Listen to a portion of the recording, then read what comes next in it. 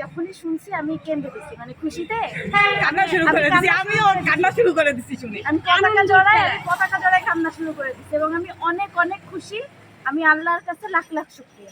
আমার মনে হচ্ছে আজকে আমরা স্বাধীন হয়েছি, স্বাধীনতার স্বাদ গ্রহণ করছি, এই জন্যে মিষ্টি বিতরণ। কারণ আমরা বিএনপির আমলও দেখলাম, আমরা আমলিগের দুঃশাসনও দেখলাম। এখন আমরা নতুন কিছু চাই, তরুণরা আসুক, তরুণদেরকে চাই। জনগণের শোষক তার বাড়ি থেকে লাখ লাখ লুঙ্গির বস্তা উদ্ধার করা হয়েছে।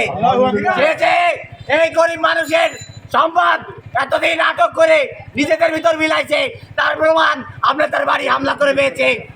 এখন আমরা এই ছাত্র সমাজ এই লুঙ্গি অধিগ্রহণ করে গরিব মানুষের মধ্যে বিতরণ করে আজকে আমাদের যেই জয় সেটার ঘোষণা দিয়ে দিলাম। আমরা স্বৈরাচার মুক্ত একটা বাংলাদেশ পেয়েছি এবং আমরা একটা স্বাধীন করে আবার নতুন করে স্বাধীন করে বাংলাদেশটারে জয় করতে পারছি। এইটাই হচ্ছে আমাদের অনুভূতি।